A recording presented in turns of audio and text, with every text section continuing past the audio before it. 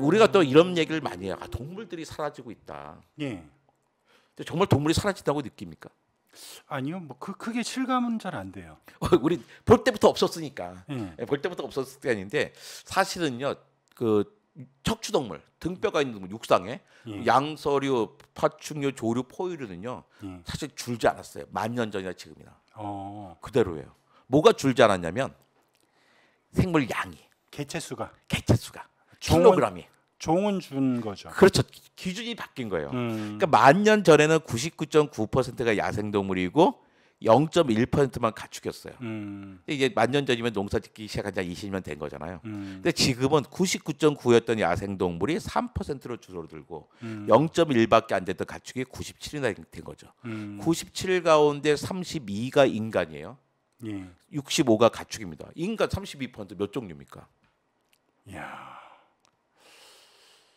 32%요. 네, 32% 차지하는 인간 몇 종류죠?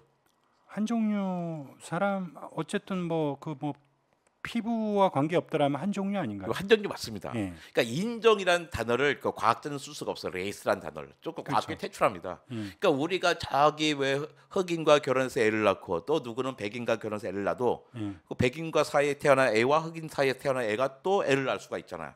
이게 뭐냐면 우리 하나의 종이라는 뜻이거든요. 휴먼이죠. 그러니까 하나의 종이에요. 그러니까 32% 차지하는 인간은 한 종이에요. 65%를 차지하고 있는 가축 몇 가지나 생각할 수 있어요. 몇십만 몇백만 뭐 이렇게 그 규모가 클 것 같은데요. 그러니까 종류로 치면요. 따져볼까요? 소, 예. 말, 염소, 양, 개, 뭐 닭, 고양이 얘기하면 큰일 날 것 같고 돼지, 오리, 거위, 뭐 닭, 라마, 알파카 해 전 겨우 10가지 생각했네요. 아마 불과 수십 종에 불과할 겁니다. 10,000년 전이나 지금이나 동물 양은 똑같은데 뭐가 차이냐면 생물의 다양성이 급격하게 떨어져 있어요. 이게 뭐냐면 생태계가 되게 허약한 생태계, 아픈 생태계라는 뜻입니다. 이때 누군가 한번 뻥 치면 그 생태계 끝날 수가 있어요. 이 뻥이 뭘까? 우린 그걸 이산화탄소라고 생각하는 거죠. 공룡들이 멸종할 때 그랬어요. 공룡들이 멸종해도 만약에 운석이 부딪혀서 멸종하잖아요. 근데 운석이 부딪히기 전에 먼저 데칸곤, 인도 데칸곤으로 만드는 이런 화산이 터져요. 이제 또 화산이 터지기 전이나 터진 다음이나 공룡 생물량이 똑같아요. 종류가 확 줄어든 거예요. 그러니까 아픈 생태계죠. 이때 운석이 부딪히면 끝장났거든요. 그러니까 그때를 생각하자면 지금의 마지막 한 방이 뭐가 남았을까? 이산화탄소라고 생각하는 겁니다. 저 아래 있는 점선 그래프가 멸종의 누적 곡선이에요. 이 점선 그래프가 멸종의 누적 곡선. 누적 곡선이니까 어떻게 해요? 꾸준히 늘어날 수밖에 없죠. 그렇죠. 이런 상황의 문제가 아니에요. 누가 멸종되면 그 자리를 누가 채웠겠죠. 그러니까 생태계 속에 한 빈자리 생기면 두 자리 채운단 말이에요. 그 생태계가 그대로 유지가 되는 건데 산업혁명 이후에는 멸종 속도가 너무 빨라지니까 어떻게 해요? 새로 생태계 빈자리에 다른 생명이 생기기 전에 또 옆에 빈자리가 생기는 거예요. 그러니까 생명망, 먹이사슬 생명망이 급속하게 무너지고 있는 거죠. 그러니까 생명망이 그물이 숭숭숭 새버리는 거예요. 생태계가 아주 아픈 생태계가 돼버렸습니다. 근데 여기에 가장 큰 이유가 되는 게 뭐냐면 가축 사육이거든요. 그 이한기 기자님은 삼겹살 처음 먹은 날 기억하십니까? 기억 못하죠. 뭐 삼겹살이 뭐 공기처럼 있었나요? 아니요. 저 삼겹살 처음 먹은 날 기억해요. 1981년 8월 15일 점심이었습니다. 어떻게 그걸 기억하세요? 너무나 충격이었어요. 제가 고3 때였거든요. 고3 때였는데 고3이 방학이죠. 방학 때지만 학교를 가는데 그래서 8월 15일 광복절이잖아요. 선생님이 하루 오지 말라 그런 거예요. 그날 엄마가 처음으로 삼겹살을 해주셨어요. 로스구이라는 이름으로. 그때는 삼겹살은 돼지고기 부위 이름이지. 고3이요? 네, 고3 때. 그 삼겹살 처음 먹은 게 아니라 삼겹살과 소주를 함께 처음 먹은 거 아닌가요? 아니요. 저는 뭐 시장에서 절대로 그러지 않았고요. 그냥 그 삼겹살 처음 먹었는데 그때 삼겹살은 메뉴가 아니었어요. 부위였어요. 그렇죠. 우리 로스구이라는 이름으로 엄마가 로스구이라는 이름으로 삼겹살을 고기를 얇게 저면서 구워주셨어요. 로스라고 불렀나요? 네, 로스구이라고 하죠. 로스. 그때 정말 너무 맛있는 게 인간의 언어로 형용할 수 없는 맛이었습니다. 근데 그 다음날 학교가 자랑하죠. 야, 너 로스구이가 뭔지 알아? 로스구이란 거 있잖아. 돼지고기 얇게 썰어서 막 한 거예요. 그 전까지 우리가 먹어본 돼지고기는요 다 물에 젖어 있었어요. 찌개나 국에 들어 있었습니다. 그렇죠. 물론 저도 돼지고기 수육이란 메뉴 이름은 알고 있었지만 본 적은 없어요. 그건 어디 뭐 장례식장 가도 할아버지들이 드시는 거지. 난 구경도 못했던 거예요. 수육이라는 게 있다는 것만 알았었던 거지. 예. 그런데 내 친구들이 보면 한 달 지나니까 모든 아이들이 그 로스구이를 먹어보게 되는 거예요. 도대체 1980년에 무슨 일이 있었는가? 무슨 일이 있었죠? 우리가 전두환 대통령 시절이잖아요. 그렇죠. 전두환 대통령 시절에 경제가 엄청나게 성장합니다. 아, 그 삼고 시대죠. 시대의 시작점 같은 되는 거죠. 그 전두환 노태우 정권 때 계속 삼고 그쵸. 호황이었으니까 뭐 설마 뭐 전두환 대통령께서 경제를 잘 알아서 그러지 않을까? 시기가 그 흐름을 탄 세계가 거죠. 전 세계 폭발적 성장이다. 대만 딴날 싱가포르가 훨씬 더 빨리 발전했죠. 전 세계에 그랬어요. 1970년, 1980년에 전 세계 육류 소비량을 보면요 한 36% 늘어나잖아요. 아, 연결이 돼 있군요. 그런 게. 그러니까 그 그래프가 계속 쭉 이어지는 거예요. 전 세계가 아니 저게 막 늘어나는 거야. 자기 소득이. 예. 내가 100만 원 벌 때 밥을 한 그릇 먹었어요. 예. 그렇다고 500만 원 번다고 밥을 5그릇 먹을까요? 예. 그건 아니잖아요. 그건 아니죠. 먹는 메뉴를 바꿔야 되는 거죠. 그렇죠. 예. 그러니까 이런 식으로 이게 경제가 막 성장하고 있으니까 육류 소비량이 늘어나는 거예요. 예. 근데 육류는 자연에 큰 부담을 줍니다. 그렇죠. 제일 이건 저도 유럽 데이터 해가지고 우리한테 안 맞는 것도 있어요. 제일 윗줄 봐요. 소, 돼지, 닭, 메뚜기, 밀웜을 색깔로 해놨잖아요. 예. 먹을 수 있는 부분입니다. 소는 먹을 수 있는 부분이 40%, 돼지는 55%, 닭은 55%래요. 뭐 말이 되면 우리 돼지는 뭐 소는 껍데기 빼고 다 먹는 거 아닌가요? 그렇죠. 뭐 예. 버릴 게 있나요?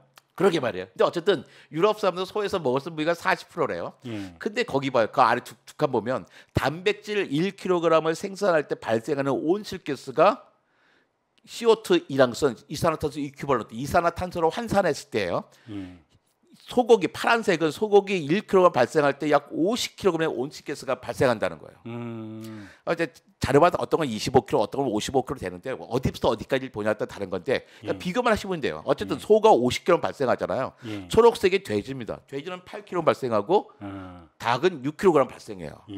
또 필요한 먹이 아래서 두 번째를 보면 소고기 1kg 만들 때 필요한 먹이가 25kg이에요. 돼지는 6, 닭은 3kg입니다. 이 얘기 뭐냐면 우리가 소고기 1kg을 안 먹으면 50kg의 온실가스가 발생하지 않고 25kg의 먹이를 생산해서 땅으로 다시 숲으로 만들 수 있다는 뜻이죠. 네. 그러니까 우리가 기후를 생각할 때 고기를 안 먹고 사는 건 되게 힘든 것 같아요. 채식주의가 좋아요. 저는 25년 전부터 채식주의자였거든요. 근데 우리 고기 자주 먹고 오늘도 먹을 거잖아요. 그렇죠. 네. 이게 문제인 거예요. 채식주의자인데 고기를 먹어요. 얼마나 계속 내가 왜 고기를 먹을까요? 고기가 맛있어요. 너무 맛있고 고기 안 먹으면 사회생활도 할 수 없고 또 고기를 사 먹어서 돈도 있단 말이에요. 그러니까 저는 이념적으로 그러니까 눈에서부터 여기까지만 채식주의자고 코에서부터 배까지는 이런 육식이란 거예요. 내가 괴롭잖아요. 근데 제가 이제 책을 읽었는데 저만 그런 게 아니더라고. 우리가 날씨다라고 하는 책이 있는데 그 책의 저자도 똑같은 거예요. 자기는 채식주의자 사는데 다 채식주의자인데 안 돼. 자기는 고기를 먹는다. 너무 괴롭다. 고기를 안 먹고 못 살겠다. 근데 보니까 고기를 아예 안 먹는 게 아니라 소고기만 빼도 지구에는 확실히 도움이 되는구나. 근데 저 그래프를 보니까 소고기가 어쨌든 그 환경에 미치는 그 안 좋은 영향 수치는 굉장히 그 절대적이네요. 절대적이죠. 다른 고기에 비해서. 그렇습니다. 근데 저건 또 하나 밀웜. 저기에 보면 어쨌든 환경적으로는 굉장히 그 긍정적인 그 데이터들이 나와 있는데 뭐 저걸로 그냥 대체되는 거 아니에요? 미래식량이? 근데 먹기 싫잖아요. 그렇죠. 네, 먹기 싫습니다. 밀웜이 아무리 환경이 좋아도 저는 안 먹어요. 이게 문제예요. 아무리 좋아도 저 환경 좋아도 내 입맛이 안 땡기는데 막 눈에 싫은데 할 수 있는 게 아닌 거죠. 그러니까 우리가 숫자로 따져보면 여러 가지가 보이는데요. 많은 분들이 이제 봄과 가을이 사라지고 있어 이런 얘기 많이 해요. 그렇죠. 근데 느낌이 오잖아요. 봄과 사라진다는 게. 근데요, 그 숫자를 따져봐야 됩니다. 그러니까 일제 강점기 30년. 근데 최근 30년을 보면 잘 볼게요. 겨울 볼까요? 겨울은 추운 겨울은 109일에서 87일로 22일 줄었어요. 시원한 가을은 73일에서 69일로 4일 줄었습니다. 예. 그리고 사실이에요. 더운 여름 98에서 118일로 20일이나 늘었어요. 봄 85일에서 91일로 늘었습니다. 우리는 봄과 가을이 줄었다고 느끼지만 가을은 줄었지만 사실 봄은 어떻게 해요? 늘었죠. 는 거네요. 네. 그러니까 숫자로 따져봐야 돼요. 아니 옷 장사하는 사람이 야 봄과 가을이 줄어들고 있어? 봄은 조금 갖다 놔야겠는데 그러면 안 되는 거잖아요. 봄옷을 늘려야 되는 거죠. 그러니까 이제 패딩 회사에다가 주식 투자하고 이런 거 되게 위험한 거죠.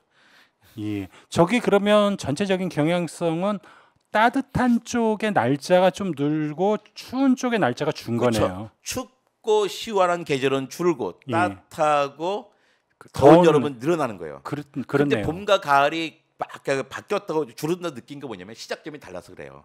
옛날에 11월에 시작하던 겨울이 지금 12월에 시작하고 예. 3월에 시작하던 봄이 2월에 시작하고 예. 6월에 시작하던 여름이 5월에 시작합니다. 그러니까 시작점이 막 다르니까 옛날 사람들은 이거 어떻게 된 거지 막 그런 거죠. 그러니까 왜 그러잖아요. 제가 이제 장인어른을 모시고 살았는데 장인어른이 그러셨어요. 살아계실 때 이서방 내가 이제는 기력이 떨어졌나 봐. 아니 예전에는 에어컨 없이 잘 살았는데 이제 에어컨 없으면 못 살겠어요 한단 말이에요. 예. 그런데 그게요. 저희 장인어른 사실은 돌아가실 때까지 기력이 떨어진 적이 없어요. 저희 장인어른 기력이 떨어진 게 아니라 지구가 더워진 겁니다.